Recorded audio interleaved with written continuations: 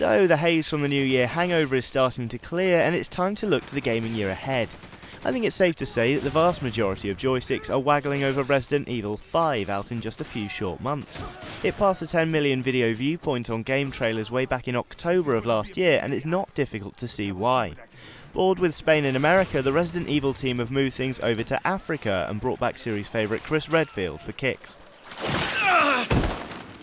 The controls are basically built along the same lines as the last Resident game, but if the spookily slick visuals are anything to go by, we'd bet our brains on some excellent new gameplay dynamics as well. But while the bitter cold sets in and we wait for the 13th of March to roll round, what to play in the meantime?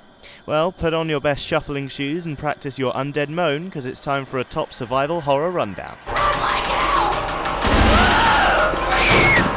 Staggering onto the podium and vomiting bile everywhere at number 3 is Left 4 Dead.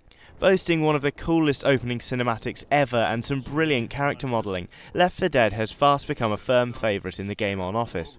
It boasts 5 campaign modes which keep to a short, movie-like format.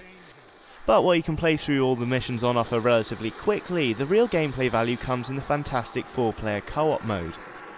At the end of each segment, it gives you a rundown of who dealt and who felt the most damage, including stats such as headshot league tables. It makes for some really competitive fun, even in the co-op atmosphere. Trying to keep a team of you and 3 mates alive is trickier than it sounds, even with a bigger arsenal than Rambo's arms dealer. And with a nail-bitingly close finish at the end of each mission, we won't be leaving Left 4 Dead alone for a long while. Shambling into second place in this survival horror showdown is Dead Space, in which you play as Isaac, the jolly engineer. Okay, so maybe he's not so jolly, but then you wouldn't be either if you were alone on a ship full of dismembered people and hideous monsters. Luckily, he really is an engineer, meaning that as you go around the place blowing limbs from these pesky necromorphs, you can rewire weapons and your spacesuit to change their attributes. What's particularly excellent about this is you don't get enough upgrade opportunities to max out every weapon. This means you have to put real thought into what you alter and how you'll use it, which is what the power to the people machines should have been in BioShock. Dead Space is an atmospheric, claustrophobic thrill ride that adds some refreshingly different material to a well-loved genre. But finally, overpowering the competition and bursting out with horrible squiddy type things is Resident Evil 4.